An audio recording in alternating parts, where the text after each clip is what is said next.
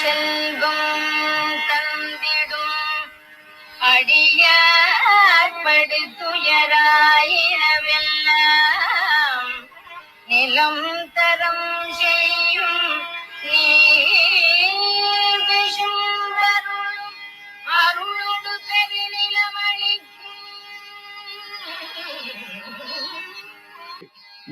ஜாஜா வந்தாச்சு. வணக்கம் ஜாஜா. வணக்கம் வணக்கம். கேக்குதா? வணக்கம் சார். கவிதையா எழுதி தள்ளுறீங்களே முத்துகிருஷ்ணன் சார். அதெல்லாம் கவிதையா? நல்லா இருக்கு. அதாவது ஏதோ பிடிச்சா ஏதோ ஆகும் மகளா, அது மாதிரி ஏதோ ஒண்ணு ஆகுது. இல்ல நல்லா இருக்கு, நல்லா இருக்கு. நிறைய நேரங்கள்ல அந்த உணர்வுகளை சொல்றதுக்கு நமக்கு இன்னொரு முறை அதை எழுதிடுறதுதான் பெட்டரா இருக்கும். அது நல்லா இருக்கு. எழுதும் போது நிறைய சொற்கள் ஞாபகம் வருது, திருப்பி போய் பாக்குறோம். அது ஒண்ணு. ரெண்டாவது உணர்வுகளுக்காக எழுதுறது அது அந்த இது வர்றது. இது எந்த ஃபார்மட்லயும் அடங்காது. நான் சொல்ற மாதிரி எழுதுறதுதான், அவ்வளவுதான். அது அவ்வளவுதான். நல்லா இருக்கு. நீங்க சொன்னா விசிஷ்ட வாய் தான். தேங்க்யூ. ஆஹா, தேங்க்யூ. இன்னைக்கு திருக்குறுங்குடியினுடைய இரண்டாவது பத்து.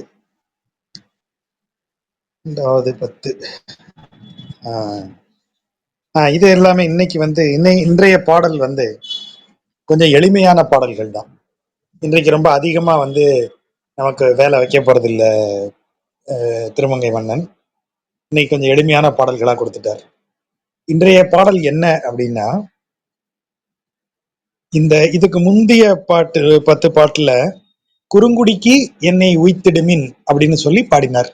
என்னை குறுங்குடிக்கே அனுப்பி விடுங்கள் அப்படின்னு அந்த பரகால நாயகி தனது தோழிகிட்ட சொல்றா. என்னை குறுங்குடிக்கு அனுப்பிடுங்க, என்னுடைய மனதை கவர்ந்தவர் குறுங்குடிங்கிற ஊர்ல தான் இருக்கார், ஆகவே என்னை அங்க அனுப்பி விட்டுருங்க அப்படின்னு சொல்றா. இப்போ குறுங்குடி ஊருக்கு வந்து சேர்ந்துட்டா. ஊரின் சிறப்பு அப்படியே புகழ்ந்து தள்ளுறான். ஊர் அவ்வளவு நல்ல ஊராக்கும், அவ்வளவு பிரமாதமான ஊராக்கும், அவ்வளவு நல்ல ஊராக்கும் அப்படின்னு அந்த ஊரை பத்தி அவ புகழ்ந்து சொல்றான். ஏன்னா அந்த ஊருக்கு அவ சேர்ந்து விட்டாள்.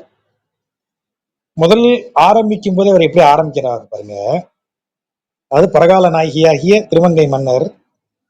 நல்ல நினைவுல நம்ம வச்சுக்க வேண்டியது, இது நாயகியினுடைய தலைவியினுடைய குரலாகத்தான் அவர் பாடுறார். ஆகவே இது தலைவியினுடைய ஸ்டேட்மெண்ட் தான் எல்லாமே. அக்கும் அக்கும்னு எழுதியிருக்கோம், அது அக்கும் அப்படின்னு இஹு போட்டு வாசிக்கணும். ஏனென்றால் அஹு அப்படிங்கிறது எலும்பு. அக்கமாலை அப்படின்னு நம்ம சொல்றோம் இல்லையா, அதுதான் அஹு.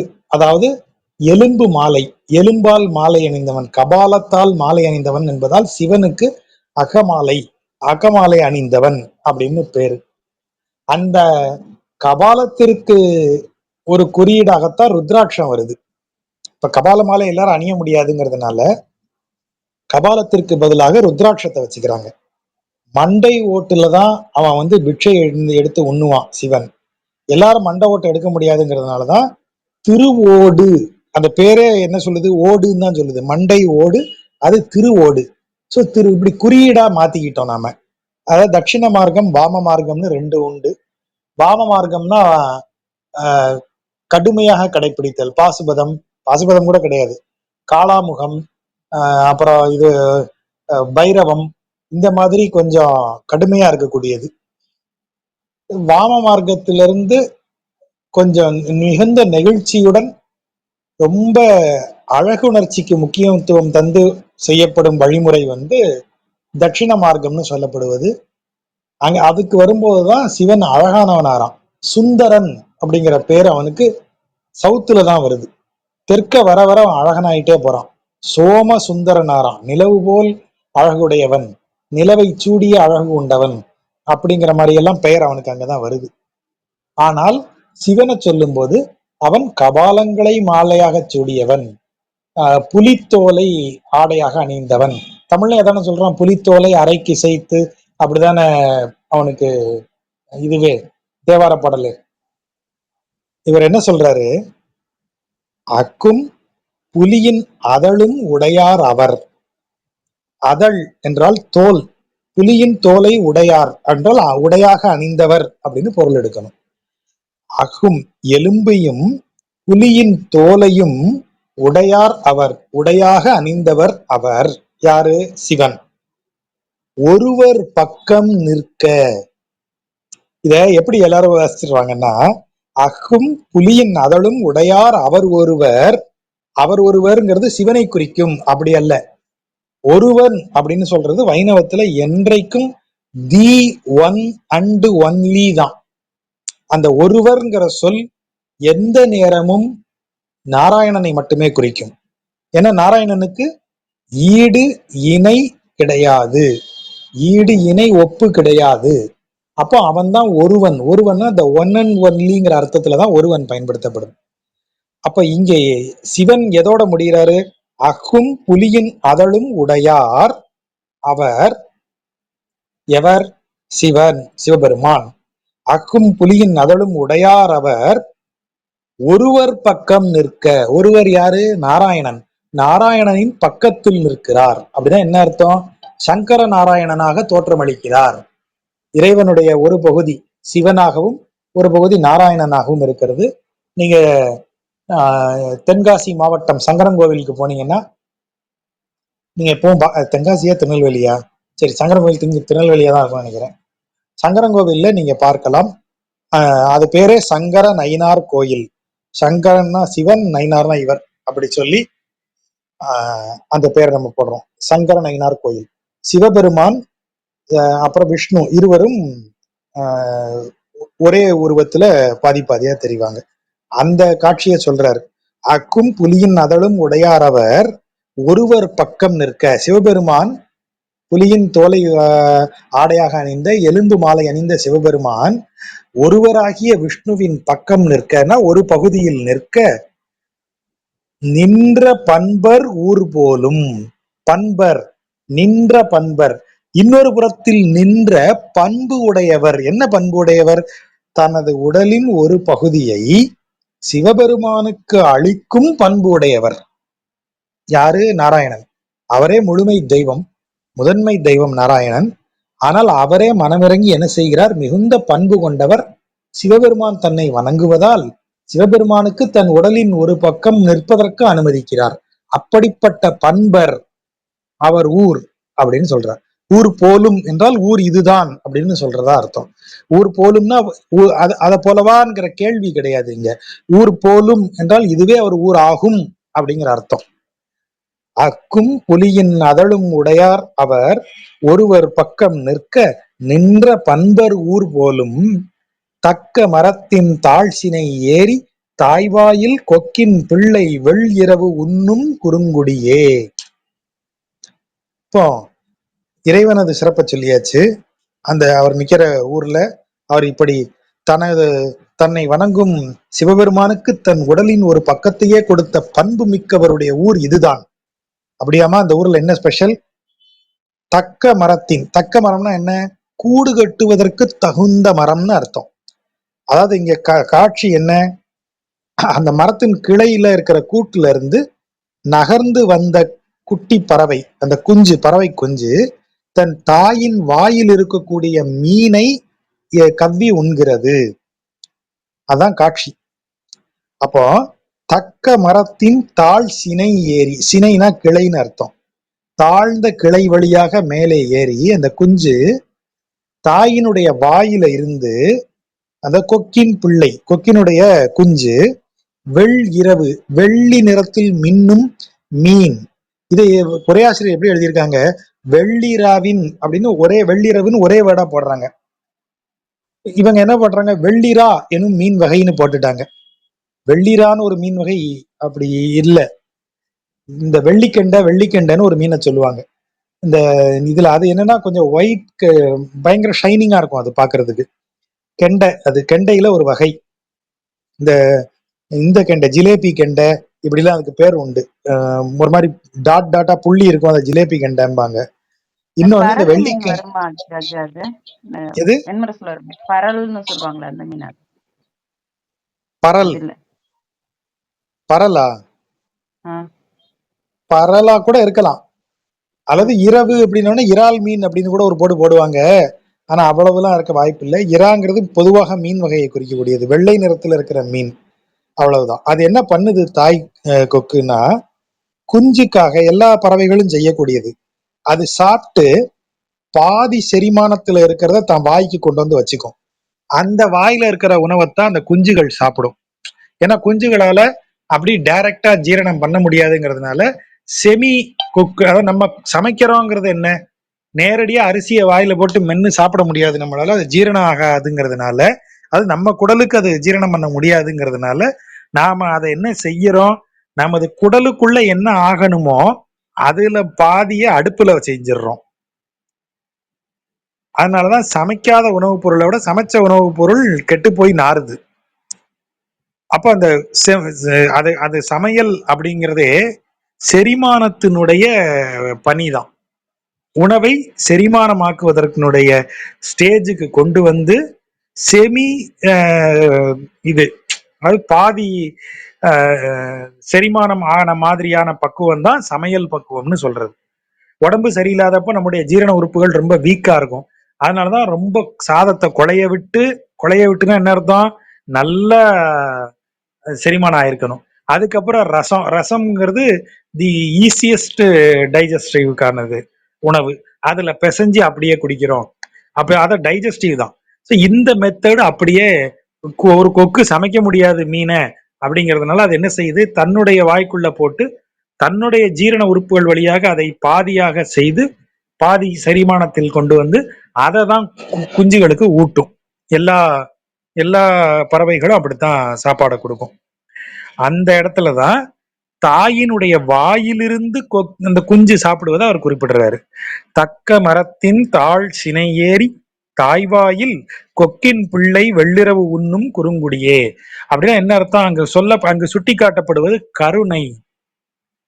ஒரு நல்ல மரம், தக்க மரம் அப்படின்னா என்ன, பாதுகாப்பு தரக்கூடிய மரம். வேற எந்த பூனையோ அல்லது வேற ஏதாவது ஒரு விலங்கோ வந்து அந்த கூட்டை நெருங்க முடியாது. அதான் தக்க மரம், பாதுகாப்புக்கு தகுந்த மரம். தாழ் சினை, அப்ப அது ரொம்ப உயரமான மரமா இருந்தா இந்த குஞ்சு எப்படி அதுல இருக்கு, ஏறும் இறங்கும் அப்படிங்கறதுனால அதனுடைய ஒரு கிளை என்ன செய்யுமா, தாழ்ந்து வந்து அந்த குஞ்சை தூக்கிக்குமா. தாழ் சினை ஏறி அந்த கிளை வந்து அந்த குஞ்சை தூக்கிக்குதான். அப்படி கொண்டு வந்து மேல இருக்கிற தாயினுடைய வாயில இருக்கிற உணவை அது உண்ணுகிறது அப்படிங்கிறது அந்த கருணைக்காக சொல்லப்படுவது. இங்க இருக்கிற பெருமாள் எப்படிப்பட்டவன், நாம் அவனை அடைவதற்காக செய்ய வேண்டிய முயற்சிகள் எல்லாமே மிக கடினமானது என்பதால் இங்க இருக்கிற பெருமானை நீங்க அவனை போய் பார்த்தீங்கன்னா, இந்த குறுங்குடியில இருக்கிற பெருமாளை போய் பார்த்தீங்கன்னா, எப்படி தாயின் வாயில் அந்த மீன் வந்து குஞ்சுக்கு தகுந்த பதத்தில் வைக்கப்பட்டு இருக்குமோ அந்த மாதிரி நம்மை போன்ற குஞ்சுகளுக்கு, பக்குவமடையாத வளர்ச்சி அடையாத பக்தர்களுக்காக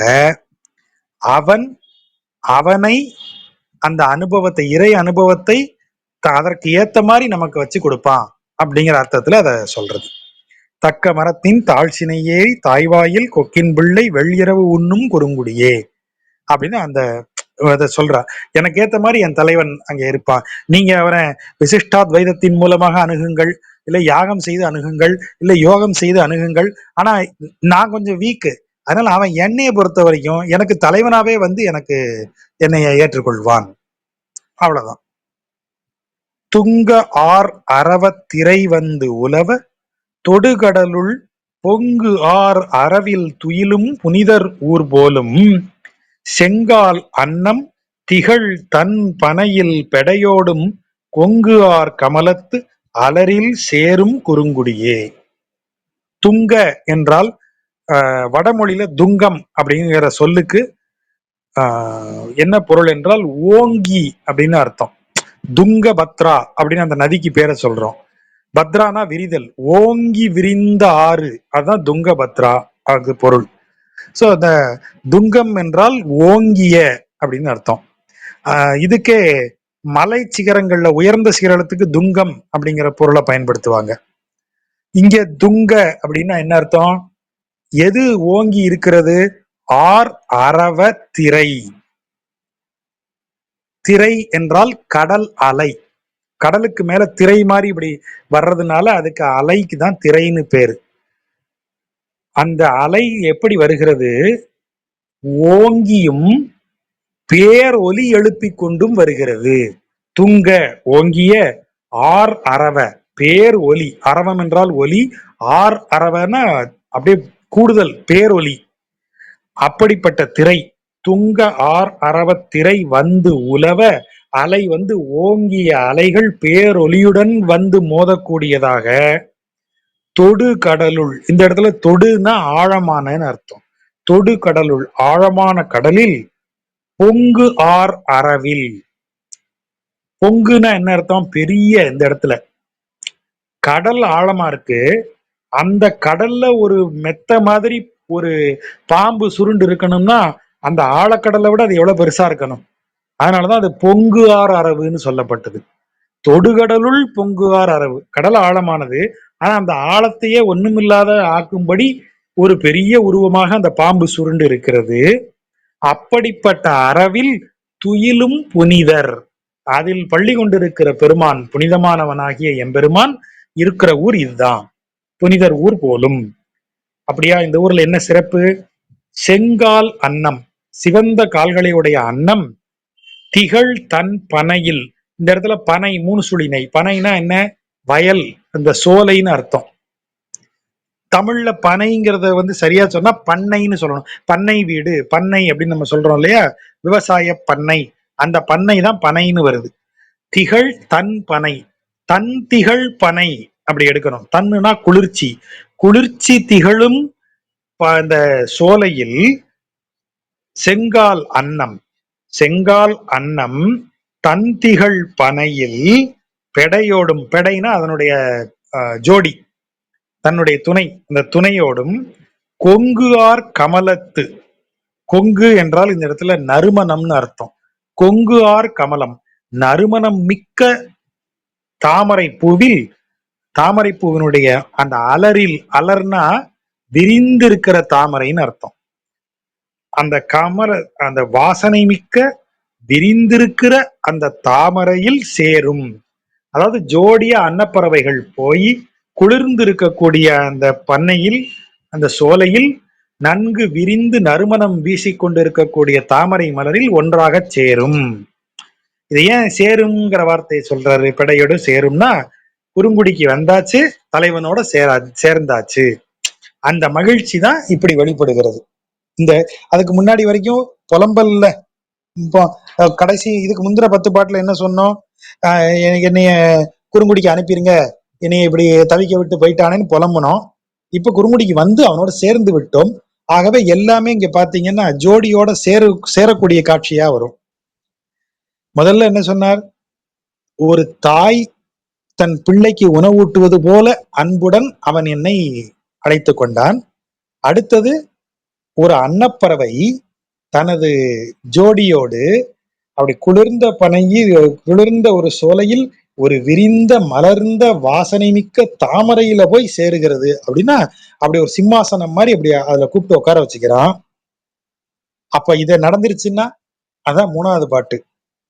வந்து கான்மீன் தொண்டீர்கள் வாழ கண்டோம், டிக்ளேர் பண்றா. எடுத்த உடனே எப்படி சொல்றா பாருங்க அவ, வாழ கண்டோம், கண்டேன் சீதையைன்னு சொன்னோம்ல, அது மாதிரி எடுத்த உடனே, எப்பா எல்லாரும் இங்க வாங்க, நான் நல்லா வாழ்றேன் பாருங்க, அப்படி சொல்லல, நான் நல்லா வாழ்றேன் எல்லாரும் இங்க வந்து பாருங்க, அப்படிதான், அதான் வார்த்தை. வாழ கண்டோம், அதாவது நன்கு வாழும் வழியை கண்டுகொண்டேன். கண்டோம் என்று சொன்னா கூட இது தன்னை குறிக்கக்கூடிய சொல் தான். வாழ கண்டோம், நன்கு வாழும் வழியை இந்தோ அடைந்து கொண்டு விட்டோம். தொண்டீர்கள், தொண்டர்களே, வந்து காண்மின், வாங்க வந்து பாருங்க நான் எப்படி வாழ்றேன்னு பாருங்க. கேழல் செங்கன் மாமுகில் வன்னர் மருவும் ஊர். கேழல் அப்படின்னா பன்றி, இந்த இடத்துல வராக அவதாரம். சிவந்த நிற கண்களை உடையவர் செங்கன், சிவந்த நிற கண்களை உடையவர். மாமுகில் வன்னர், மாமுகில் என்றால் கருமேகம். ஏன்னா முகில்கள்லயே பெரிய நிறைய திரண்டு வர்ற மேகம் மழை மேகம் தான் திரண்டு வரும். ஆகவே மாமுகில் வன்னர், திரண்டு வரும் அந்த கார்மேகத்தின் நிறத்தை ஒத்தவர், வராக அவதாரம் எடுத்தவர், கேழல் செங்கன் மாமுகில் வன்னர் மருவும் ஊர், அவர் வசிக்கும் ஊர் இது. வந்து பாருங்க, இந்த ஊர்ல நான் எப்படி வாழ்றேன்னு பாருங்க. அப்படியா? எந்த ஊர்மா அது? ஏழை செங்கால் இன்துணை நாரைக்கு இறை தேடி கூழை பார்வை கார்வயல் மேயும் குறுங்குடியே. அது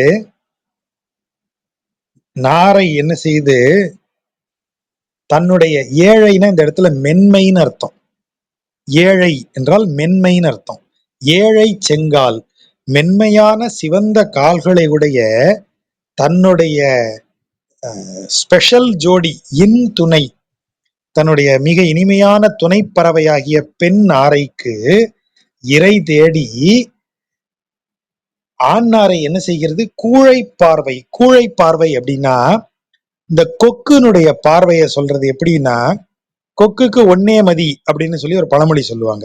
கொக்கு என்ன செய்யும், இப்படி நீர்நிலையில வந்து உட்காந்து ஒரே டைரக்ஷனை பார்த்துக்கிட்டே இருக்கும். இப்ப அதை சுத்தி வர்ற பிற மீன்கள் எல்லாத்தையும், குட்டி குட்டி மீன்கள்லாம் வரும் போகும், அதெல்லாம் அது கவனத்துல வரவே வராது. அதனுடைய கள்ள பார்வை எங்க இருக்கும்னா, எப்ப பெரிய மீன் வரும் அந்த அதையே பார்த்துட்டு இருக்கும். அப்படி தனது நோக்கத்திற்காக, தான் ஒன்றை அடைய வேண்டும் என்பதற்காக பிற அனைத்தையும் கவனிக்காமல் அந்த ஒன்றையே கவனித்துட்டு இருக்கிற பார்வைக்குத்தான் கூழை பார்வைன்னு பேரு. நீங்க அதை பார்க்கலாம். இந்த பெண்களை சிலர் பார்க்கிற பார்வை கூழை பார்வைன்னு பேரு. அதுக்கு பெண்களை வச்சகன்னு வாங்காம பாக்குறேன், இல்ல என்ன இப்படி பாக்குற, வச்சகன்னு வாங்காம அசிங்கமா இருக்கு அப்படின்னு நம்மளே சொல்ற அளவுக்கு சிலர் பெண்களை வெறித்து பார்க்கறது உண்டு இல்லையா? அதுதான் கூழை பார்வைன்னு சொல்றது. கொக்கு என்ன செய்யும், தனது உணவுக்காக அப்படி பார்த்துக்கிட்டே இருக்கும். அப்படி பார்க்கக்கூடிய கார் வயல், கார் வயல்ல இந்த இடத்துல நீர் நிரம்பிய வயல்னு அர்த்தம். நீர் நிரம்பிய வயல் மேயும் குறுங்குடியே, தனது சிவந்த மென்மையான பாதங்களை உடைய கால்களை உடைய தன்னுடைய ஜோடிக்காக நாரை தனது அந்த இறைமேல் வைத்த பார்வையை அந்த வயலில் நின்று பார்த்து அப்படி பார்த்து கொண்டு இருக்கக்கூடிய குறுங்குடி அப்படின்னு என்ன அர்த்தம்? வயல்ல நிறைய மீன் வளம் இருக்கு. மீன் வளம் இருக்குன்னா என்ன அர்த்தம்? நீர் வளம் நிறைய இருக்குன்னு அர்த்தம். அப்படிப்பட்ட குறுங்குடியில நான் வந்து வாழுகிறேன், வந்து பாருங்கள். அவனையே குறி வச்சு அவனையே அடைவேன்னு சொல்லி பிற சின்ன சின்ன மீன்களாகிய உலக இன்பங்கள் வரும்போது அதையெல்லாம் தொலைத்து அவன் மேல் மட்டுமே எனது நோக்கத்தை வைத்து நான் எனது ஆன்மாவிற்கு நலத்தை கொடுத்தேன். ஏழை செங்கால் இந்துணை என்னுடைய ஆன்மா. என்னுடைய பக்தியின் வழியாக, எது என் பக்தி? அந்த பக்தியின் வழியாக இறைவனையே, நாராயணனையே நினைத்து நாராயணனையே யோசிச்சு வேற எல்லாவற்றையும் கவனத்தில் கொண்டு வராமல் பிற எல்லாவற்றையும் ஒதுக்கி அவனை பிடிச்சிட்டேன் அப்படின்னு அதுக்கு பொருள் எடுக்கலாம். முன் சிரம் ஐந்தும் ஐந்தும் சிந்த சென்று அரக்கன் உரமும் கரமும் துணித்த உறவோன் ஊர் போலும் இரவும் பகலும் ஈந்தேன் முரல அன்று எல்லாம் குறவின் பூவேதான் மனம் நாரும் குறுங்குடியே. அதாவது இது எப்படி வாசிக்கணும்னா, முன் ஐந்தும் ஐந்தும் சிரம் சிந்த இலங்கை சென்று அரக்கனாகிய ராவணனின் உரம், உரம்னா அவனுடைய மார்பை சொல்லுவது, உரம்னா நெஞ்சு உரம்னு சொல்றோம், மன தைரியம்னு அர்த்தம். இவங்க உரையில உரம் என்றால் மார்பு, கரம் என்றால் கையின்னு போட்டாங்க. அப்படி சொல்லப்படுவது என்னன்னா நெஞ்சு உரம். அவன் எவ்வளவு வலிமையானவனாக தன்னை உணர்ந்தான், தன்னை வெல்பவர் உண்டோன்னு கேட்டான். இது மாதிரி இப்படி நீ செய்திருக்கியே, இது தவறு இல்லையா அப்படின்னு விபீஷணன் கேட்கிறான். ராமன் படையெடுத்து வரப்போறான். ஆனா அதுக்கு முன்னாடியே விபீஷணன், இப்படி இன்னொருவர் மனைவி நீ தூக்கிட்டு வந்திருக்கியே, இது நியாயமான செயல் தானா, இப்படி செய்யலாமா, நீ அவர்களது பகையை நீ சம்பாதிக்கிறியே, இது தேவையான்னு கேட்கும்போது அவன் என்ன சொல்றான், அற்ப மானிடர்கள் தானே, என்ன செஞ்சிருவாங்க அப்படின்னு கேட்கிறான். இவங்களால எனக்கு என்ன வந்துட போகுது அப்படின்னு கேட்கிறான்.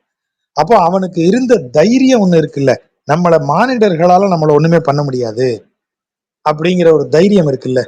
தேவர்களையே வென்றவன், சிவபெருமானையே ஒரு நொடி அசைச்சு பார்த்தவன், அப்பேற்பட்ட பெரிய வீரன், 8 யானைகள், என் திசைக்கும் காவலாக இருக்கக்கூடிய அட்டதி கஜங்கள், 8 திசை யானைகளோடும் பொருதி அவற்றின் தந்தத்தை தன் மார்பில் வாங்கி விழுப்புண்ணாக அதை மார்புக்கு அணிகலனாக சூடி கொண்டிருக்கக்கூடிய வீரன். அப்பேற்பட்ட ராவணன், அவனது அவ்வளவு பெருமையும் அவ்வளவு வீரமும் தான் உரம். அந்த தைரியத்தை அடிச்சு உடைச்சான். அதுதான் அந்த சீன். ராமன் அவனுடைய நெஞ்சுரத்தை உடைச்ச இடம் எது? ஆயுதம் எல்லாம் போயிருச்சு. அப்பவும் அவன் ராவணன் அப்படி நிக்கிறான். அந்த இடத்துல நீங்க அடிச்சிருந்தீங்கன்னா வீரனா அவன் செத்திருப்பான். ராமன் சொல்றான், நீ எல்லா ஆயுதத்தையும் இழந்துட்டப்பா, போ வீட்டுக்கு போ, ரெஸ்ட் எடுத்துட்டு நாளைக்கு வா, திரும்ப ஆரம்பிப்போன்னு சொல்றான். எவனாவது ஒருவன் ராவணன் அப்படி செஞ்சிருக்கானா? நீங்க எதிரிக்கு சமத்துக்கு சமம் போரிட்டு அடிச்சு தோக்கடிச்சிருங்க. தோத்துட்டேன்ட்டு போறேன், எனக்கு சமமான எதிரிப்பா, என்னை விட கெட்டிக்கார எதிரிப்பா, தோத்துட்டேன்னு சொல்லலாம். ஆனா அந்த எதிரி என்ன செய்யறான்? அவ்வளவு பெரிய வீரனாடா நீ, எவனாலே அடக்க முடியாத வீரனா நீ, அவ்வளவு பெரிய ஆளா நீ, இந்தா உன்னை ஒண்ணும் இல்லாம ஆக்கிட்டேன். ஆக்கினது மட்டும் இல்ல, உனக்கு உயிர் பிச்சை கொடுத்து அனுப்புறேன் பாரு. எனக்கு எவ்வளவு விட எனக்கு எவ்வளவு பெரிய உரம் இருக்கு. எப்பேற்பட்ட வீரனை இந்த சான்ஸை விட்டோன்னு வைங்க, இவன் என்ன திரும்ப அடிக்க முடியாது. அப்படி பயந்தவன் எதிரி அடிச்சிருவான். ஆனா ராமன் என்ன சொல்றான்? நீ அவ்வளவு பெரிய ஆளா, உனக்கு இன்னொரு சான்ஸ் கொடுக்குறேன், போயேன். நீ அப்படி எவ்வளவு பெரிய ஆள் தான் வந்து காட்டேன் என்கிட்ட, என் முன்னாடி செல்லுபடி ஆகாது. அப்போ ராமனுக்கு அந்த வாய்ப்புனால ராவணனுக்கு என்ன நிகழ்ந்தது? தலைய தொங்க போட்டுட்டு ஊருக்குள்ள வரான். கம்பன் அதை எழுதியிருக்கிற இடம் பாருங்க, அவ்வளவு கிளாஸா இருக்கும். அப்படியே அவனுடைய பெருமையெல்லாம் சொல்லி அது அத்தனையும் பாழா போகும்படி ஆகி அப்படியே மண்ணை பார்த்துட்டு இலங்கைக்குள்ள வரானாம். தலையை குனிஞ்சிட்டு வரானாம். தொங்கிய தோளும் அப்படியே குனிந்த தலையுமா அவன் ஊருக்குள்ள வரான், இலங்கைக்குள்ள வரான். அப்போ இவன் அந்த துண்டாக்கி போட்டது எதை? ராமன். அவன் கரங்களையும் தலைகளையும் மட்டுமல்ல, அவனது கான்பிடன்ஸ், அவனுக்கு இருந்த ஓவர் கான்பிடன்ஸ், அவனுக்கு இருந்த அந்த மன தைரியத்தை உடைச்சு போட்டான். அதுதான் உரம்ங்கிறதுக்கு இங்க பொருள் எடுக்கணும். ஏன்னா திரும்ப நம்ம என்ன சொல்லுவாங்க, அவன் ரொம்ப நெஞ்சோரம் உள்ள ஆளுப்பா, எதையும் சமாளிச்சிருவான், அப்படித்தானே பேசுறோம். நெஞ்சு உரம் என்பது எது?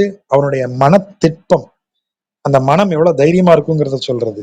சிரம் முன் 5 சிந்த சென்று எங்க இலங்கைக்கு அரக்கன் உரமும் ராவணனது மன தைரியத்தையும் கரமும் அவனது போரிடும் அந்த கரங்களையும் துண்டாக்கிய உறவோன் இவ அந்த அந்த அதை வச்சுதான் அந்த குறிப்பை நான் எடுக்கிறேன். மிகுந்த உரமுடையவன் உறவோன் யாரு? ராமன். ராமன் உறவோன். அவன் எதை துணித்தான், எதை துண்டாக்கி போட்டான்? அரக்கன் உரம் துணித்த உறவோன். அவனது உரத்தை தாண்டிய உரமுடையவனாக இவன் நிக்கிறான். அதுதான் இந்த இடத்துல 2 இடத்துலயும் ஜெயிச்சுட்டான். மென்டலியும் ஜெயிச்சுட்டான், பிசிக்கலியும் ஜெயிச்சுட்டான் ராமன்.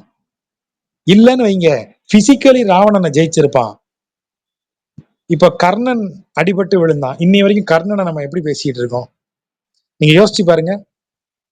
கர்ணன், இதே பாயிண்ட் எடுங்க, அவனை நீங்க அர்ஜுனன் அம்பால் அடிச்சு கொன்னான். ஆனா அர்ஜுனனால கர்ணனது உரம், மன திட்பத்தை, அந்த திண்மையை ஏதாவது செய்ய முடிஞ்சதா? இன்னி வரைக்கும் அதைத்தான் சொல்லிட்டு இருக்கோம். அவன் தேர் சக்கரத்தை எடுத்துட்டு கையில் ஆயுதம் இல்லாம இருக்கும்போதுதான் அடிச்ச நீ. அதுக்கு கிருஷ்ணன் 4 லாஜிக் சொல்லுவான். அவன் தர்க்கத்துல என்ன வேணாலும் பேசுவான். அவன் சொன்னான், நீ அடிச்ச. அப்படி ஒரு சின்ன பாயிண்ட நீங்க ராவணனுக்கு கொடுக்க முடியுமா? ராமன் எவ்வளவு கேர்ஃபுல்லா பிளே பண்ணியிருக்கான். போயிட்டு வாப்பா போ. அந்த நைட், அந்த செகண்ட் ராவணன் என்ன யோசிச்சிருப்பான்?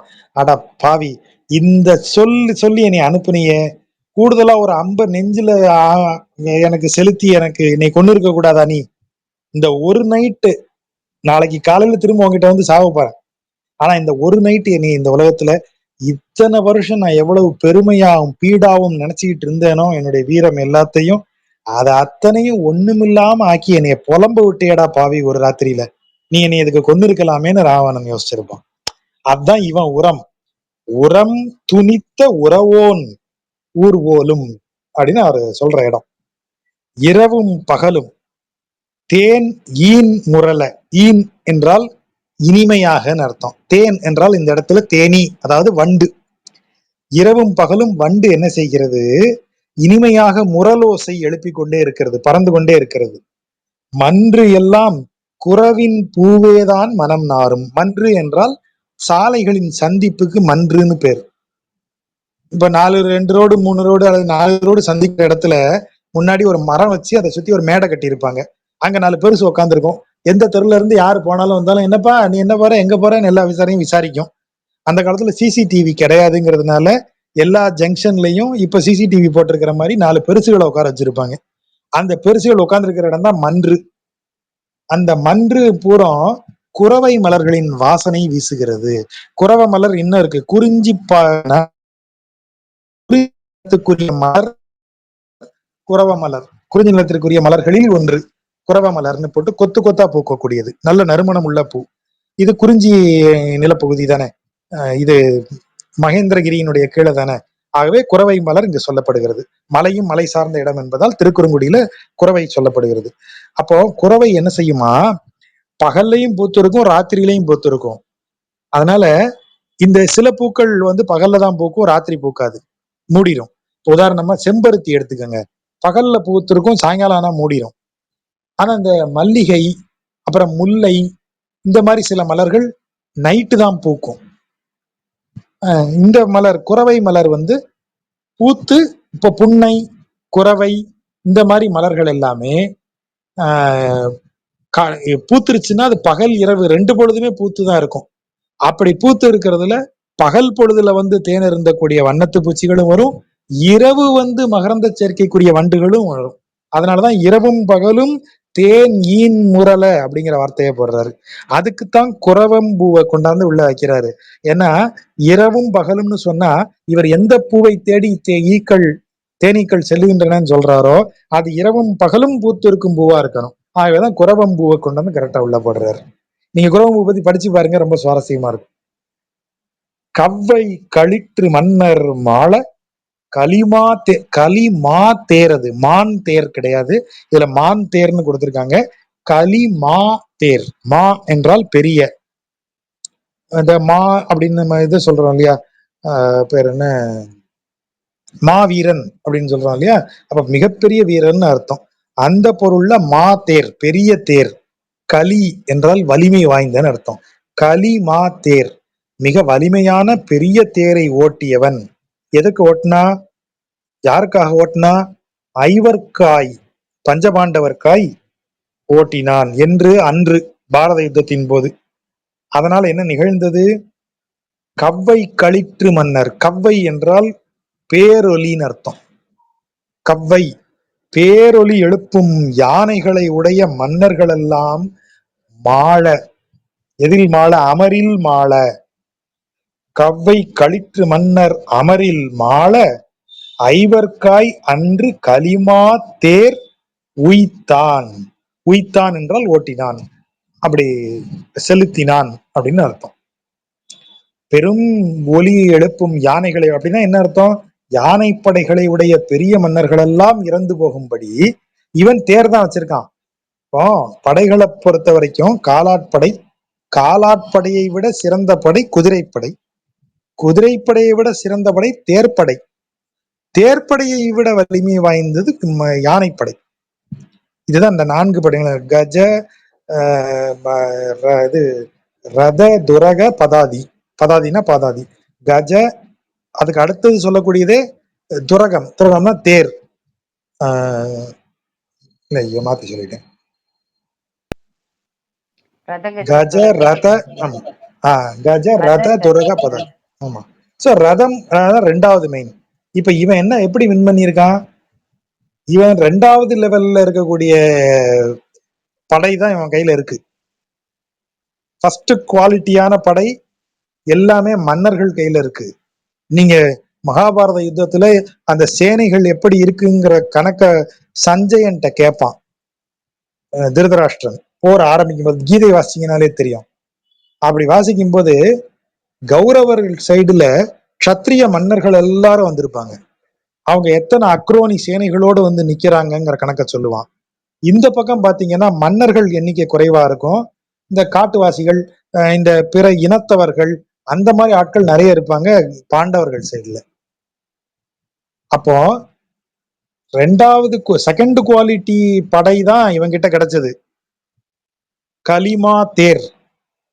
ஆனா அதை வச்சு இவன் யாரை அடிச்சான்? வேரொலி எழுப்பி கொண்டிருக்கும் யானைப்படைகளை கொண்ட மன்னர்களை அடித்தான். எவ்வளவு குறிப்பு வச்சிருக்காரு பாருங்க.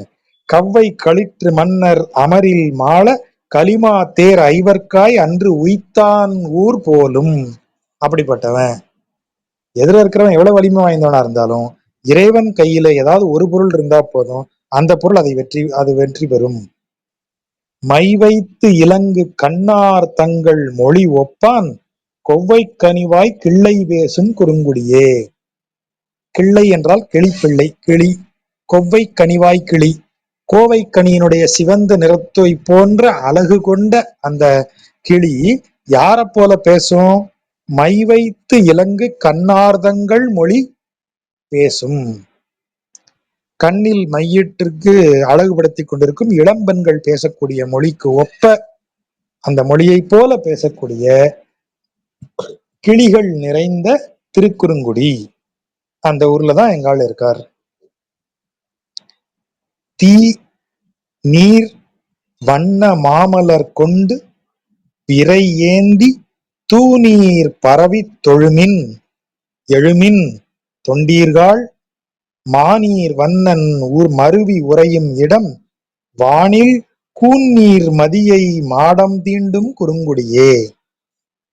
எப்படி போய் வணங்கணும் எங்கால? இதுதான் குறுங்குடி, இங்கதான் எங்கால் இருக்காருன்னு தெரிஞ்சு போச்சு. எப்படி போய் வணங்கணும்? தொண்டர்கள் எல்லாம் எப்படி வணங்குறாங்க? தீ, கையில அக்னி எடுத்துட்டு போறாங்க. ஏன்னா கோவில்ல விளக்கேத்தணும் அப்படிங்கறதுனால அக்னி எடுத்துட்டு போறாங்க. நீர், தூய்மையான நீர் எடுத்துட்டு போறாங்க.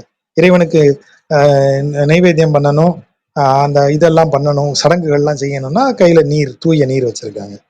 வண்ண மாமலர், மாமலர்னா இந்த இடத்துல பெரிய மலர் இல்ல, நிறைய மலர்கள். வண்ண மாமலர், பல வண்ணங்களிலும் நிறைய மலர்களை எடுத்துக்கொண்டு போகிறார்கள். இதையெல்லாம் எடுத்துட்டு வாசனை திரவியங்கள் எல்லாம் எடுத்துட்டு போறாங்க இறைவனுக்கு கொடுக்க. விரை என்றால், விரை என்றால் நறுமண பொருட்கள்னு அர்த்தம்.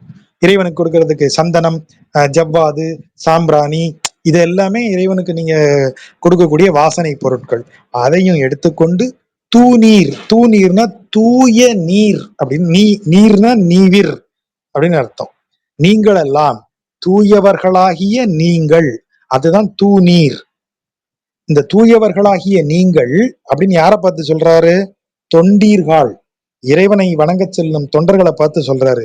தூய்மையான நீங்கள் கையில நெருப்பு, இது நீர், அப்புறம் பல வண்ண மலர்கள், அப்புறம் அவனுக்கு வாசனை பொருட்கள், இவை எல்லாவற்றையும் எடுத்துக்கொண்டு அவனை வணங்க செல்லுகிறீர்களே, என்ன செய்யுங்க? முதல்ல போய் அவனை வணங்குங்க, பிறகு எழுங்க. தொழுமின், அது பார்த்தவொடனே விழுந்துருங்கன்றாரு. விழுந்துரு, அப்படியே காலில் விழுந்துரு. அப்புறம் எழுந்து நின்று என்ன செய்யணும்? தொண்டீர்கள் எழுமின். ஏன் எழுதுன்றாரு? அவனை பார்த்த அழகுல அவன்கிட்ட அப்படியே சரணாகதி ஆயிடுறீங்க. அதான் நேர போனவனே தொழுமின்னு சொல்றது அதான் அர்த்தம். அவனை பார்த்த அழகுல கையில என்னெல்லாமோ கொண்டு போனோம், எல்லாத்தையும் அவன்கிட்ட ஒப்படைச்சாச்சு. கையில் நான் கொண்டு போன எல்லாத்தையும் இந்த ஐயான்னு கொடுத்து அவன் காலில் விழுந்தாச்சு. இப்ப எழுமின் அப்படின்னா எழுந்து அவன் அழகை நீ ரசிங்க. இனி உங்களுக்கு வேற வேலையே கிடையாது. அவன்கிட்ட சரணாகதி பண்ணிட்டீங்க. பண்ணதுக்கு பிறகு என்ன சார் செய்யணும்? ஒன்றும் இல்லை, அவனை அனுபவிச்சுக்கிட்டே இருக்க வேண்டியதுதான், அவ்வளவுதான். சரணாகதிக்கு அப்புறம் என்ன சார் செய்யணும்? என்ன செய்யணும்? அவனை அனுபவிச்சுக்கிட்டே இருக்கணும், அவ்வளவுதான். தொண்டீர் தொழுமின் எழுமின், அவ்வளவுதான். மாநீர் வண்ணன், மாநீர்னா கடல், மாநீர்னா நிறைந்த நீர்னு அர்த்தம். உலகத்திலே நிறைய நீர் இருக்கிற இடம் எது? கடல். அதனாலதான் மாநீர் வண்ணன் என்றால் அது கடல் வண்ணன் அர்த்தம். மாநீர் வண்ணன் மருவி உறையும் இடம். மருவி என்றால் நிலைத்துன்னு அர்த்தம். நிலைத்து உறைந்திருக்கக்கூடிய இடம் எது? குறுங்குடியே. அந்த குறுங்குடி எப்படிப்பட்ட குறுங்குடி? வானில் கூன் நீர் மதியை. இந்த இடத்துல நீர் என்றால் பண்புன்னு அர்த்தம். நீர்மை, தன்மைங்கிற வார்த்தை வருதா, அதான் நீர்மை அப்படிங்கிற சொல். நீர்மை தான் நீர்னு ஆகுது. அப்படின்னா என்ன அர்த்தம்? இப்ப தன்மை என்றால் ஒருவருடைய தன் இயல்புன்னு அர்த்தம். அவன் கொஞ்சம் அகம்பாவத்தனம் பிடிச்சவன், அகம்பாவத்தனம் பிடிச்சவன்னு சொல்றோம் இல்லையா, அது என்ன தனம்? குறும்புத்தனம், அகம்பாவத்தனம். அப்படின்னா என்ன அர்த்தம்? தன்மைங்கிறது தான் தனம்னு ஆகுது. குறும்புத்தன்மை கொண்டவன், கோபத்தன்மை உடையவன், அது இந்த தன்மை தான் பேச்சு வழக்கில் நமக்கு தனம் அப்படின்னு மாறி போயிருச்சு. குறும்புத்தனம், குறும்புத்தன்மை தான் தனம்னு ஆயிருச்சு. தன்மைனா இயல்புன்னு அர்த்தம். தனக்குரியது தன்னியல்பு, தன்மை தனக்குரியது, மைன் அப்படின்னு அர்த்தம். அப்ப தன்மை என்பது தன் இயல்பு. அந்த தன்மைக்கு இன்னொரு பெயர் நீர்மை. நீர்மைனாலும் பண்புன்னு அர்த்தம். அப்போ வானில் இருக்கக்கூடிய மேகம், இது நிலவு என்ன பண்புல இருக்கும்? கூன் அப்படின்னா வளைந்து இருக்கக்கூடிய பண்பு, அதனுடைய நேச்சர். இயற்கையாகவே வானில் நிலா வளைந்து இருக்கும். அதான் கூன் நீர் அப்படிங்கிற வார்த்தையை போடுறாரு. அப்ப கூன் நீர் மதி என்றால் கூணல், அதாவது பிறையத்தான் சொல்றாரு. பிறையாக இருக்கக்கூடிய பண்பை உடைய நிலவை குறுங்குடியில் இருக்கக்கூடிய மாடம் போய் தொடுமா, மாடம் தீண்டும். வானில் கூன்னீர் மதியை மாடம் தீண்டும். அவ்வளவு உயரமான மாடங்கள், வளைந்திருக்கும் இயல்புடைய நிலவை சென்று தொடக்கூடிய உயரமான மாடங்கள் இருக்கக்கூடிய குறுங்குடி அப்படின்னு இந்த ஊருடைய பெருமையை சொல்றது. வள்ளி சிறு நுண் இடையாரிடை நீர் வைக்கின்ற அல்லல் சிந்தை தவிர. தவிர என்றால் தவிர்த்து அப்படின்னு அர்த்தம். தவிர என்றால் எக்ஸப்ட் இல்ல, தவிர்த்து, டு அவாய்டுன்னு அர்த்தம். வள்ளி என்றால் கொடி, சிறு நுண் இடை, கொடி போன்ற சிறிய நுண்மையான இடையை கொண்டவர்களிடை, அதாவது இடையார் இடை என்றால் அப்படி இடையை கொண்டவர்களிடத்தில் அப்படின்னு அர்த்தம். முதல் இடை இடுப்பை குறிக்கும். இடையார் இடை, இந்த முடியற இடை என்பது இடம். கொடி போன்ற மெல்லிய நுண்மையான இடுப்பை கொண்டவர்களிடம் நீர் வைக்கின்ற அல்லல் சிந்தை. அவங்க மேல போய் நீ உன் சிந்தனைய வைக்கிறிய, அது ஒரு அல்லல் பிடிச்ச சிந்தனையா, அதுல திருப்தியே வராது. மேலும் மேலும்னு ஒவ்வொரு முறையும் அது உன்னை ஆசை காட்டும். பெண் மேல் ஆசை வைத்தவன் ஒரு பெண்ணோடு திருப்தி அடைகிறானா? இல்ல. அடுத்த பெண்ணு, அடுத்த பெண், சரி 2 பெண்ணிட்ட போயிட்ட, 3 பெண்ணிட்ட போயிட்ட, அப்புறமும் உனக்கு ஏன் திருப்தி வரமாட்டேங்குது? அதனாலதான் அது அல்லல் சிந்தை என்று சொல்லப்படுகிறது. இறைவனை போய் வணங்க, நாராயணனை பாரு, அதுக்கப்புறம் உனக்கு வேற எதுவுமே தேவைப்படாது. இதுவே நிறைவை கொடுத்துரும். வேற எதுவுமே உனக்கு வேண்டி இருக்காது. இதற்கு மேல உனக்கு வேற என்ன வேணும்? இது போதல்லையே, இது பத்தல்லையே, அப்படி இருக்குமா? இறைவன் மீது இருக்கிற அனுபவம் இருக்காது. ஆகவேதான் அந்த சிந்தை அல்லல் இல்லாத சிந்தை. அதை தவிர நீ இப்படி பெண் மேல் வைக்கக்கூடிய, எதுக்கு பெண் மேல போய் உன் சிந்தை போகுது? நமக்கு புலன் என்ன சொல்லுது? பெண்ணிடத்துல இருக்கிற இன்பம் தான் மிக சிறந்தது, அதாவது மிக அதிக இன்பம். உனக்கு இந்த உலகத்துல இருக்கிற இன்பத்திலேயே பெண் இன்பம் சிறந்தது அப்படின்னு நமக்கு நம்ம மைண்ட் சொல்லுது. அப்ப நம்ம சிந்தை அந்த இன்பத்தை நோக்கி போகிறது. அதைவிட பேரின்பமாகிய ஒன்று இறைவனிடத்துல இருக்கு. ஏன்னா இந்த இன்பம் உன்னை என்னைக்கு இருந்தாலும் அல்லல்ல கொண்டு விட்டுரும். இல்ல சார், விவகாரம்லாம் எதுவும் இல்லாம நான் பாத்துக்கிறேன். விவகாரம் இல்லாம பாத்துப்ப, ஆனா உனக்கு ஒரு காலத்துல உடம்பு என்னாகும்? ஒத்துழைக்காது. ஆனா உன் மனம் திரும்ப திரும்ப அதையே நாடும். மனம் கருவியாக உடலை பயன்படுத்தி கொள்ளுகிறது. எந்த இன்பத்தை துய்ப்பதாக இருந்தாலும் அதை துய்ப்பது யார்? அதான் ரமணர் சொல்றது நல்லா இருக்கும். ஒரு இன்பத்தை நீ அனுபவிக்கும் போது அதை அனுபவிப்பது யார் என்று பார் அப்படின்னு ஒரு வார்த்தை திரும்ப திரும்ப சொல்ற. எது அனுபவிக்கிறது உனக்குள் என்று பார். அப்படி பார்க்கும்போது இந்த அனுபவத்தை அனுபவிக்காமல் உனக்குள்ளே ஒன்று உட்கார்ந்துருக்கும், அதை கவனி அப்படின்னு அவர் சொல்லுவார். அதுதான் நமக்கு இந்த உபநிஷத்துல நம்ம பாக்குறோம் இல்லையா? ஒரு பறவை பழத்தை உண்கிறது, இன்னொரு பறவை அதை பார்க்கிறதுன்னு சொல்லும் போது அனுபவிக்கக்கூடியது ஒன்று, அனுபவிப்பதை அனுபவத்திலிருந்து விலகியிருந்து கவனித்து கொண்டே இருப்பது ஒன்று. நீ எப்போதுமே விலகி நிற்கிற பறவையை கவனிக்கிறது இல்ல, பழம் திங்கிற பறவையாத்தான் நீ எப்போதும் இருக்க. அப்ப இந்த இடம் தான் ரொம்ப அந்த இந்த சுவாரஸ்யமா அதை இங்க இடத்துல சொல்றாரு.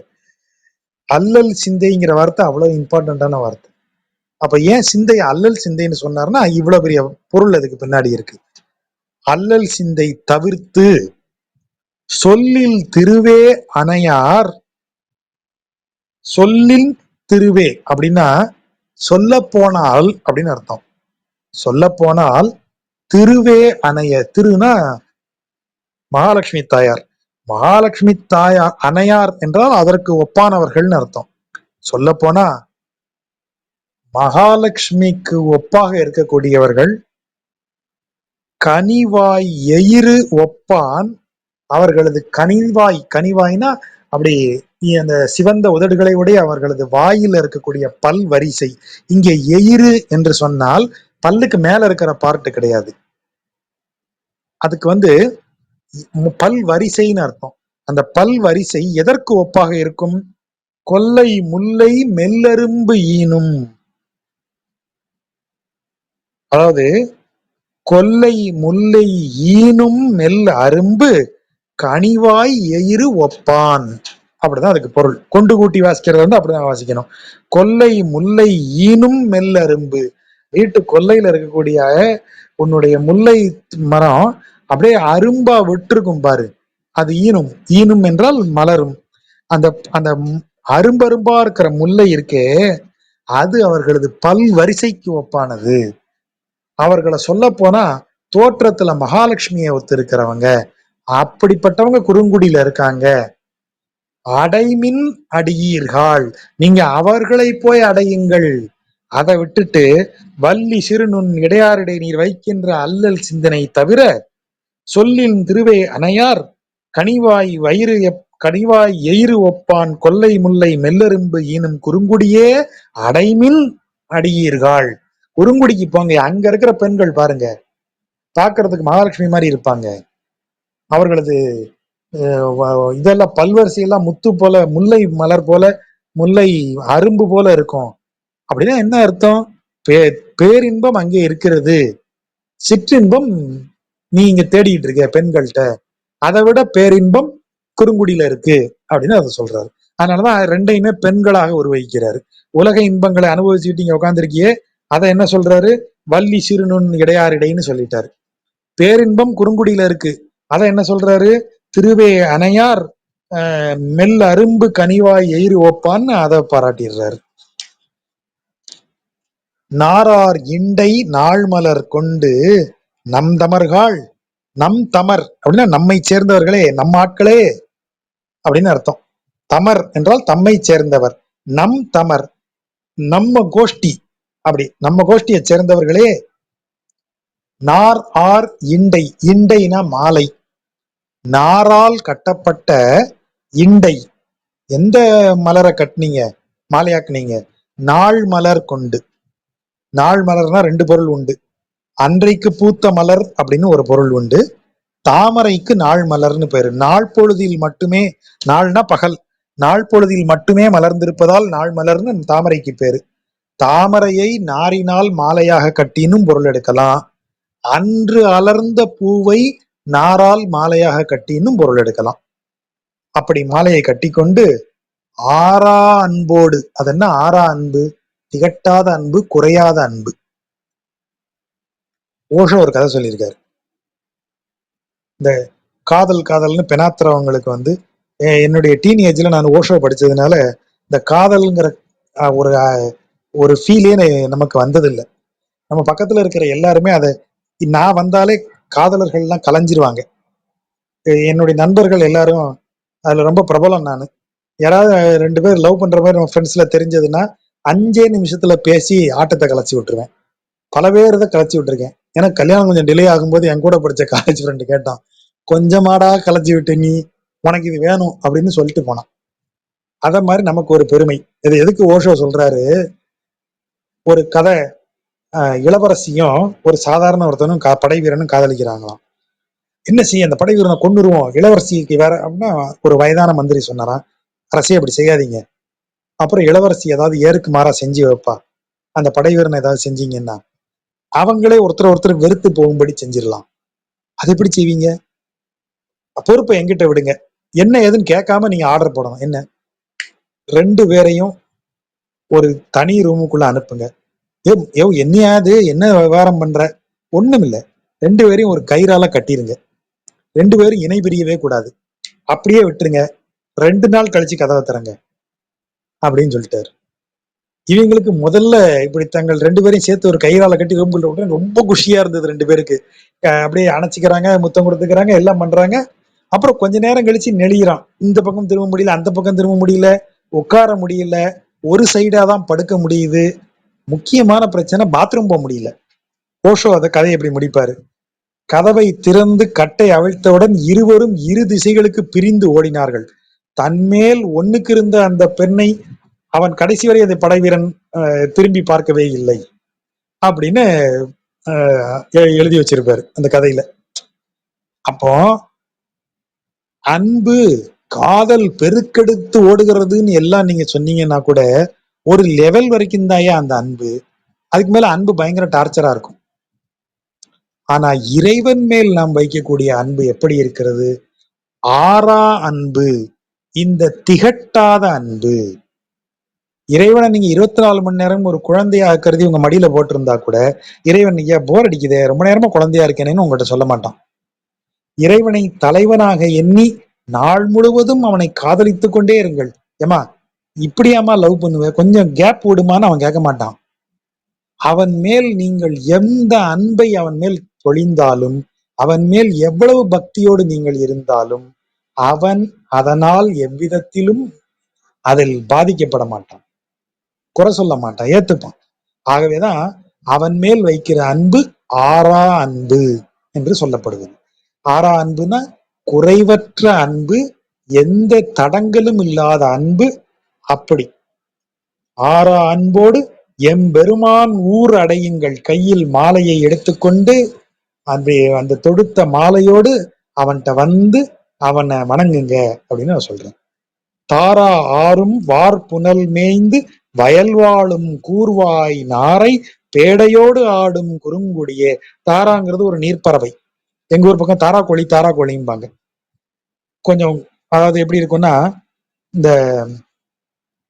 இந்த இது சொல்றோம் இல்லையா, கரண்டம், அதுலயே சின்னது இருக்கும், சிறிய நீர்க்காகம், அத தாராம்பாங்க. பாம்பு கழுத்து தாராங்கிறது பெரிய இது நீர்க்காகம். அதுக்குதான் கழுத்து பாம்பு மாதிரி வளைஞ்சி இருக்கும். கழுத்து அவ்வளவு தூரம் எஸ் மாதிரிலாம் வளையாம சாதாரணமா ஒரு குட்டியுண்டா ஒண்ணு இருக்கும், ஒரு நீர்க்காகம், அதை தாரான்னு சொல்லுவாங்க. தாரா ஆறும் வார்புணல், அங்க இருக்கக்கூடிய கூர்வாய் நாரை, நீண்ட அழகு கொண்ட கூர்மையான அழகு கொண்ட நாரை, தாரா பறவைகள் எல்லாம் ஆறும் என்றால் அப்படியே திரியும், வார்புணல் நிறைந்த நீர், வயல் நிறைந்து நீர் விளங்கி அந்த நீரில் தாரா பறவைகள் அலைந்து கொண்டிருக்கக்கூடிய இடத்துல தனது பேடையோடு தனது ஜோடியோடு கூர்வாய் நாரை ஆடும் மகிழ்ந்திருக்கும் குறுங்குடியில். அங்க வாங்க, வந்து ஆறா அன்போடு வந்து என் பெருமானுக்கு மாலை அணிவித்து மகிழுங்கள்ங்கிறார். நின்ற வினையும் துயரும் கெட. நின்ற வினைனா என்ன? முந்தைய பாவங்கள், அதான் நின்ற வினை. கணக்குல நிக்குது இல்ல, இன்னும் இந்த பிறவில பாவமே பண்ணலையே, இவ்வளவு அனுபவிக்கிறேனே. அடுத்த வார்த்தை என்ன சொல்லுவோம்?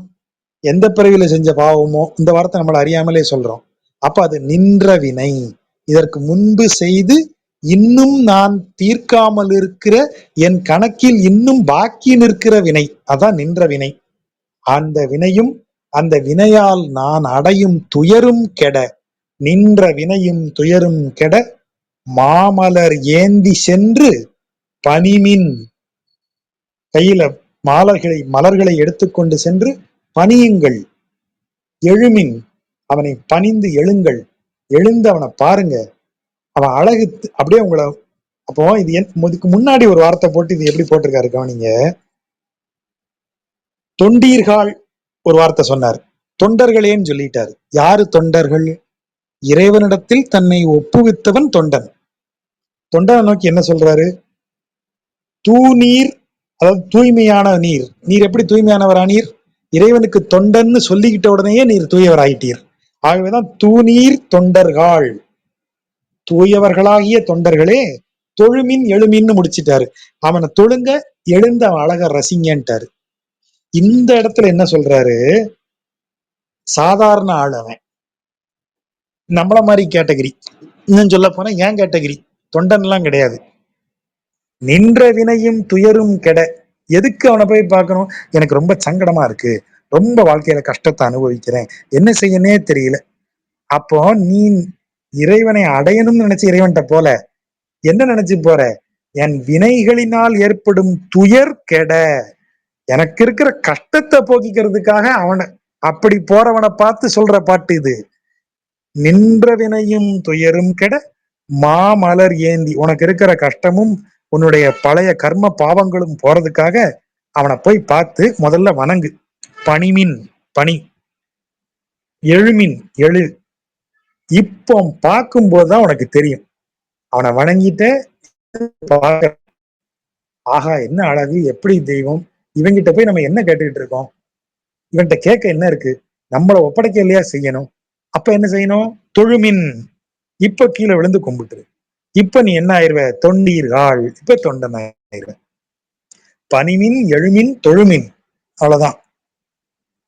என்றும் இரவும் பகலும் வரிவண்டு இசைபாட, நம்ம சொல்றோம் இல்லையா, ராவும் பகலும் வண்டுகள் இசைபாடி கொண்டு இருக்க, குன்றின் முல்லை மன்றிடை நாரும். மன்று இடை, எங்க வந்து மன்றுனா என்ன? தெரு. அந்த தெருவினுடைய முக்குல அனைவரும் அமர்ந்திருக்கும் இடம்தான் மன்று. மன்று மலையில பூத்த முல்லையின் வாசனை அடிக்குதான். நம்ம ஏற்கனவே தெரியும், குறுங்குடி மலையை ஒட்டி இருக்கிற இடம். ஏன்னா இங்க இருந்து பக்கத்திலேயே ஏற்கனவே பார்த்தோம் இல்லையா. போய் பிரேக் ஆகி வருது சாச்சா. அப்படியா? இப்ப கேக்குதா? இப்ப சரியா கேக்குது. ஓகே, மேபி அந்த எலிமின் தொலிமின் மறுபடியும் ஒரு டைம் எக்ஸ்பிளைன் பண்ணலாம் நீங்க. பனிமின் எலிமின் தொலிமின். ஓகே. நின்ற வினையும் துயரும் கெட மாமலர் ஏந்தி சென்று பணிமின் எழுமின் தொழுமின் தொண்டீர்கள். அதாவது இந்த இடத்துல தொண்டர்களுக்கு ஆறதுக்கு முன்னாடி ஒருவன் நேரடியாக போய், இதுக்கு முந்தைய பாட்டுல என்ன சொன்னாரு? எழுமின் தொழுமின் எழுமின்னாரு. முதல்ல தொழு, பிறகு எழுந்து அவன் அழகை அனுபவித்து கொண்டே இருன்னு சொன்னாரு. யாரை பார்த்து சொன்னாரு? தூநீர் தொண்டீர்கள், தூயவர்களாகிய தொண்டர்களேன்னு சொன்னார். இங்க என்ன சொல்றாரு? வினையும் வினையால் ஏற்படும் துயரும் கெட. அப்போ நான் இந்த உலக வாழ்க்கையில துயரங்களை அனுபவிச்சுக்கிட்டு இருக்கேன். ஏன் அனுபவிக்கிறேன்? எப்ப நீ அனுபவிக்க வேண்டிய பழைய கணக்கு இன்னும் இருக்கு, அதான் நின்ற வினை. அப்ப பழைய கணக்கால் துன்பத்தை அனுபவிக்கிற நான் அந்த துன்பம் தாங்காமல் இருந்து அவன்கிட்ட போறேன். துயர் கெட மாமலரேந்தி போகிறேன். அப்படி போகும்போது முதல்ல அவனை பணியணும். அவனை பணிந்து, பணியணும்னா என்ன அர்த்தம்? ஐயா என்னால முடியல, இனி நீதான் அவன்கிட்ட போய் நீ பணியணும். அப்படி பணியும் போது, அப்படி பணிந்த பிறகு எழுந்து அவனை பாருங்கள். இந்த இடத்துல எழுமின்னா என்ன அர்த்தம்? அவனை அனுபவியுங்கள், ரசியுங்கள்.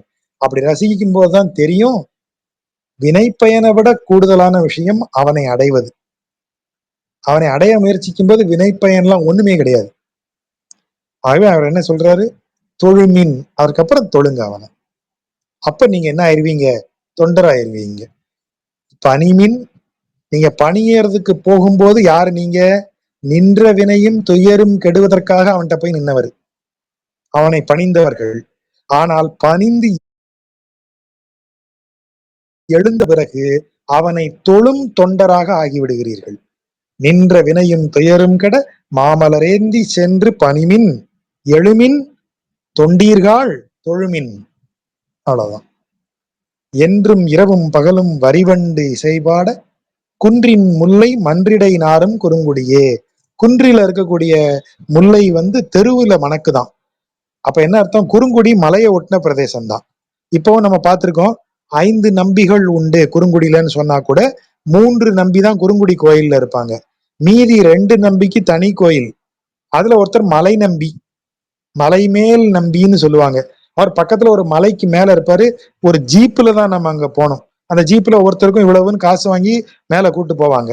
அது காட்டுக்குள்ள மலை மேல இருக்கிற நம்பி. அப்ப அந்த மலையை ஒட்டின கீழ்ப்பகுதியில தான் இந்த குறுங்குடி கோயில் இருக்கு. அப்ப அந்த அந்த மலையிலிருந்து வந்து முல்லைப்பூக்களின் நறுமணம் அந்த ஊருக்குள்ள வீசுதுங்கிறாரு. அந்த மகேந்திரகிரி மலை அது. என்றும் இரவும் பகலும் வரிவண்டு இசைபாட குன்றின் முல்லை மன்றிடை நாரும். அந்த ஜியாகிரபி, அந்த ஊரோட ஜியாகிரபி தெரிஞ்சு சொன்ன வார்த்தை அது. சிலையால் இலங்கை செற்றான். சிலை என்றால் வில். வில்லால் இலங்கையை வென்றவன். மற்று ஓர் சின வேழம் கொலையார் கொம்பு கொண்டான். அதை எப்படி வாசிக்கணும்னா, மற்று ஓர் கொலையார் சினவேளம் கொம்பு கொண்டான். கொலையார்னா கொலை செய்வதில் கொலை செய்யும் அளவிற்கு சினம் கொண்ட யானை. கொலையார் சினவேளம், கொலை செய்யும் அளவிற்கு சினம் கொண்ட யானையின் கொம்பு கொண்டான். அதன் கொம்பை உடைத்தவன். மேய குறுங்குடி மலைமேல். மேய என்றால் வசிக்கிற. யாரு? சிலையால் இலங்கை செற்றான், கொலையார் சினவேளம் கொம்பு கொண்டான் மேய. இந்த இரண்டையும் செய்தவன் வசிக்கிற, மேய என்றால் வசிக்கிற, குறுங்குடி மேல், அவன் வசிக்கும் குறுங்குடியை குறித்து கலையார் பனுவல் வல்லான். கலை என்றால் இந்த இடத்துல அழகுன்னு அர்த்தம். இந்த ஏஸ்தட்டிக்ஸ், ஏஸ்தட்டிக்ஸ் நிரம்பிய, அழகு நிரம்பிய பனுவல், பனுவல் என்றால் பாடல், பாடலை பாடவல்ல கலியன் ஒலிமாலை, கலியன் ஒலி செய்த இந்த 10 பாடல்களை நிலையார் பாடல் பாட என்றும் நிலைத்திருக்கும் இந்த பாடலை பாட. அதான் அவர் நிலையார் பாடல்னு சொல்லிட்டார். இந்த பாடல் அழியாதுன்னு அவரே சொல்லிட்டார். நிலையார் பாடல் பாட பாவம் நில்லாவே. இதை பாடுபவர்களுக்கு அவர்களது பாவம் எதுவும் நிற்காது அப்படின்னு முடிச்சிட்டார். நன்றி. நண்பர்கள் கேள்வி இருந்தா கேட்கணும். நன்றி ஜாஜா. நன்றி ஜாஜா. கேள்விகள் ஏதாவது நண்பர்களுக்கு? ஜாஜா தேங்க்ஸ். இன்னைக்கு பிரமாதமா இருந்தது. கொஞ்சம் ஒரு சர்ப்ரைசிங்கா இருக்குது. 1804 அந்த வள்ளி சிறு நுண் இடையார் இடை அந்த பாடல்ல டைரக்டாவே இல்ல இன்டைரக்டாவே பெருமானை பத்தி சொல்ல, இந்த பாடல்ல அப்படி கொஞ்சம் டிஃப்ரெண்டா இருக்கிற மாதிரி இருக்கு. கரெக்டுங்களா? ஆமா, அதாவது வள்ளி சிறுநுண் இடையார் இடை அப்படின்னு சொல்லிட்டு இங்க இவங்க வந்து இந்த பெண்களை வந்து ஒரு போக பொருளா சொல்றாரு. அதே இது இங்க வரும்போது என்ன சொல்றாரு? சொல்லில் திருவே அணையார். சொல்லில்னா வாய்ச்சொல்லில் இல்ல, சொல்ல போனால் அப்படிங்கிற அர்த்தம். அப்படின்னா என்ன அர்த்தம்? திருமகளை ஒத்தவர்கள், அவங்களுடைய முல்லைப்பூ போன்ற பற்களை உடையவர்கள் அப்படின்லாம் அவர் சொல்றது எது அப்படின்னா, இங்க இருக்கக்கூடிய அந்த பேரின்பத்தை ஒரு பெண்ணாக ஒரு வகிக்கிறார். அதுவும் தாயார் போன்றவர். இப்ப நீங்க திருன்னு சொல்லிட்டா செல்வம், நிறைவு, அது தாயாருடைய இடம். சோ நீங்க தாயார் போன்ற ஒரு நிறைவு அங்க கிடைக்குங்கிறதான் அவர் இப்படி இதா சொல்றாரு. பட் அது ஒரு ரெண்டையுமே பெண்களா உருவகிச்சுட்டார். அவன் நீங்க மத்ததை விட இது அதான் கொஞ்சம் வித்தியாசமா தான் இருக்கு. அதான் இந்த பாடல்ல மட்டும் நான் எனக்கு தெரிஞ்ச எல்லா படத்துல ஏதோ ஒரு இதுல பெருமான டைரக்டாவோ இன்டைரக்டாவோ ஆமா கொண்டு ஆமா, வந்துடுறாங்க. பட் இந்த பாடல்ல வரவே இல்லை. அதான் ரொம்ப அப்படி. ஆச்சரியமா இருந்துச்சு. அதாவது திருமங்கை மன்னன்ட்ட ஒரு சேட்டை உண்டு. அப்பப்போ கிடைச்ச வாய்ப்புல தாயார உள்ள செருகிருவாரு. இந்த பாட்டுல திரு தாயார உள்ள கொண்டு வந்துட்டாரு. பெருமாளை கொண்டு வரலன்னா கூட தாயார உள்ள கொண்டு வந்துட்டாரு. ம். Thank-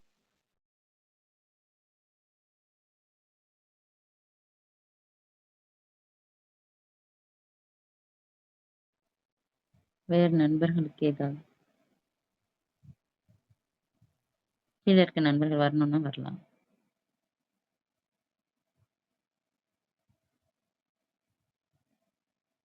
இல்லைன்னா இங்க முடிச்சுக்கலாம். ஜாஜா நாளைக்கு அப்ப ஸ்ரீபாஷ்யம். ஆமா, நாளைக்கு 8:30க்கு வகுப்பு. ஜூம் லிங்க் அனுப்பிடுவாங்கன்னு நினைக்கிறேன். ஜமீலா சொல்லியிருக்காங்க, அவங்க அனுப்பிடுவாங்க. ஜமீலா இருக்காங்க. இந்த ஒரு நிமிஷம் இந்த மேல ஜமீலா தான்.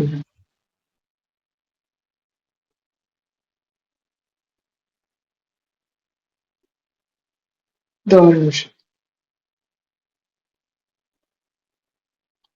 ஹேண்ட் ரைஸ் பண்ணிருக்காங்க. ஆமா. நம்ம இன்னைக்கு பேசிட்டோம் அவரோட. நல்ல கனெக்ட் ஆச்சு Zoomல. என்னம்மா என்ன கேட்குறீங்க? நீங்க சொல்ல வரீங்கன்னு நீங்க அவர்கிட்ட நாங்க அந்த ஜூம் இதெல்லாம் டெஸ்ட் பண்ணிட்டோம் சார் அவரோட கனெக்ட் பண்ணி. Okay okay. அவர் பேசிட்டார் இல்லையா? அவர் ஸ்கைப் தான் பழக்கம் அவருக்கு, அதனாலதான் கேட்டுக்கிட்டேன். இல்ல ஓ இல்ல நீங்க ஜமீலா நீங்க அந்த இதை பத்தி அவர் நாளைக்கு ஒரு பாடல் இதெல்லாம் பத்தி பேசணும்னு சொன்னீங்களே, இப்ப பேசுறீங்களா இல்ல அப்புறமா தனியா இல்ல பேசிக்கிறீங்க? சாப்பிட்டு சொல்லிட்டேன் ஆல்ரெடி. சொல்லிட்டீங்களா? சரி சரி ஓகே. அது சார் நீங்க எல்லா கிளாஸ்க்கும் நீங்க கலந்துக்குவீங்களா? எனக்கு வாய்ப்பு இருக்கிற எல்லா வகுப்புகளையும் நான் வந்துருவேன். சரி ரைட். அதான் அந்த சார் வந்து ஒரு முன்னுரை மாதிரி கொடுத்துட்டு அவர் முடிச்சு அவரோட உரையெல்லாம் முடிஞ்சதுக்கு அப்புறம் யாருக்காவது கொஸ்டின் இருந்ததுன்னா, இப்ப நம்ம இங்க பண்றோம் இல்லையா, இங்க பிரபந்த கிளாஸ்ல அதே மாதிரி சார் சொன்னாரு கடைசியில கொஸ்டின் வச்சுக்கலாம் ஏதாவது யாருக்காவது இருந்ததுன்னா அப்படின்னு. அதாவது ஒரு 2-3 கிளாஸ் போட்டோம், அவருடைய ஸ்டைல் நம்ம மக்களுக்கு எப்படி ஒத்து வருதுன்னு பாத்துக்கலாம். அதற்கு பிறகு அதுல கூடுதல் விளக்கம் தேவைப்பட்டா நம்ம அதுக்கு வேற மாதிரி மாத்திக்கலாம். Okay sir. அவரே வந்து நீங்க என்ன சந்தேகம் கேட்டாலும் அவர் சொல்லுவார். அவர் சந்தேகம் கேட்கறதுக்கு எந்த தடையும் சொல்ல மாட்டார். அப்புறம் எந்த குறுக்க பேசாதீங்க அந்த மாதிரிலாம் எதுவுமே கேட்க மாட்டார். நீங்க கேட்டீங்கன்னா அவர் உடனே அவர் விளக்கம் சொல்லிடுவார். அதெல்லாம் அது பிரச்சனையே இல்லை. நாம அதாவது அது எது எப்படின்னா, அவர் சொல்லி முடிக்கும் போதே சில சந்தேகங்கள், அவர் ஒரு 2 நிமிஷம் பேசுறாருன்னா அவர் பேசுற 10வது செகண்ட்ல நமக்கு ஒரு டவுட் வரும். அதே இது 40வது செகண்ட்ல அது கிளாரிஃபை ஆகக்கூடிய ஒரு பாயிண்ட் இருக்கும். நம்ம 10வது செகண்ட்ல இன்க்ளூட் பண்ணிட்டோம்னா நமக்கு அது புரியாது. அதனால பெரும்பாலும் கொஞ்சம் வெயிட் பண்ணி அவரை பேச விட்டுட்டு அதுக்கப்புறம் சந்தேகம் கேட்கலாம். அது நாம செய்ய வேண்டியது. மற்றபடி அங்க எந்த தடைகளும் இல்லை. தாராளமா அவர்கிட்ட நம்ம சந்தேகங்களை கேட்டுக்கலாம். இருந்தாலும் முதல் சில வகுப்புகளுக்கு நான் உள்ள இருந்து அதை எப்படி மாடரேட் பண்ணணுமோ அப்படி பண்ணிடுவோம். ரொம்ப நன்றி சார். நன்றி சார். கொஞ்சம் நாங்க டெஸ்டிங் போது கொஞ்சம் அவரோட வாய்ஸ் கொஞ்சம் கம்மியா இருந்தது சார். அவரோட ஹெட்போனோ என்னன்னு தெரியல. அது கொஞ்சம் அதனாலதான் நீங்க நாளைக்கு நாம அத, ஏன்னா அவர் யாரோ ஒருத்தர் தான் இனிஷியேட் பண்றாங்கன்னு சொன்னாரு. வெயிட் பண்ணுங்க, ஒருத்தர் எனக்கு ஹெல்ப் பண்றாரு, அவர் தான் இதை ஆன் பண்ணி கொடுப்பாரு, வெயிட் பண்ணுங்கன்னு சொன்னாரு. அப்புறம் நாங்க சொன்னோம் வாய்ஸ் கம்மியா இருக்குன்னு சொல்லி. அப்புறம் ஹெட்போன் போட்டுக்கிட்டாரு. ஹெட்போன்லயும் கொஞ்சம் கம்மியா இருக்க மாதிரி. அவர் பேசுறதே வந்து கொஞ்சம் அமைதியாதான் மெதுவாதான் பேசுறாரு. ரொம்ப ஒரு குரல் வந்து ஓங்கி ஒழிக்கல அவரு. ஆனா நார்மல் ஒரு சாஃப்டா தான் பேசுறாரு. அப்படிதான் பேசுவார்னு நினைக்கிறேன் இயல்பாவே. ஆமா, அவருக்கு ஏஜ் 86 வயசு ஆயிடுச்சு அவருக்கு. அதனால கொஞ்சம் நம்ம கொஞ்சம் கூர்ந்து கேட்டாதான் புரியும். ஆனா கொஞ்சம் நேராக நமக்கு பழகிறோம். அவர் பேசுறது புரிய ஆரம்பிச்சிடும். பார்ப்போம் அது எப்படி எதா இருந்தா நம்ம சொல்லுவோம். சொல்லி கொஞ்சம் வால்யூம் கூட்டுறதுக்கு ஏதாவது ஏற்பாடு பண்ணுவோம். கூட யார் இருக்காங்கன்னு பார்த்து. நாளைக்கு ஒரு 15 மினிட்ஸ் ஏர்லியாவே ஜாயின் பண்றது நல்லது இல்ல ஜாஜ்? அப்ப ஆமா ஆமா ஆமா, கொஞ்சம் சீக்கிரமா ஜாயின் பண்ணிடுறேன். 10 நிமிடங்கள் முன்னாடியே நான் ஜாயின் பண்ணிடுறேன். ரெக்கார்டிங் பாசிபிளா ஜாஜ்? ரெக்கார்டிங் உங்க ஜமீலா தான் சொல்லணும். அதாவது ரெக்கார்ட் நான் என்ன நினைக்கிறேன்னா, ஜூம் ரெக்கார்டிங் அப்படியே இந்த பாஷ்யம் இதுவே இப்ப நம்ம வேத பாஷ்யம்னே ஒரு இது நான் ஆரம்பிச்சுட்டேன் சேனல். அதுல வந்து நான் போடுவேன் ஒன்லி பிரைவேட். அது வந்து நம்ம அந்த இமெயில் அனுப்பியிருக்கீங்க இல்லையா, அவங்களுக்கு மட்டும் அதை நான் அனுப்பி வைக்கிறேன். நீங்க கேட்டுட்டு உங்களுக்கு ஏதாவது டவுட் இருந்தா அதை இது பண்ணிக்கலாம். அடுத்த நாள் அதை பத்தி கேட்கலாம். இல்லை அது ஒன்லி நம்ம கலந்துக்கிறவங்க மட்டுமே அது ஜாலியா சொல்லியிருக்காரு. அந்த மாதிரி தான் பிரைவேட்டா நம்ம இது பண்ணிக்கிறோம்.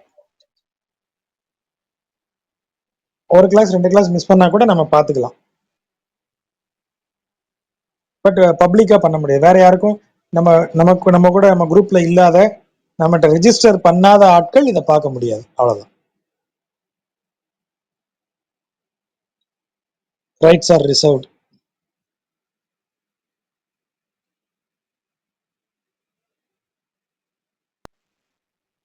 சரி, வேற கேள்விகள் இல்லையா?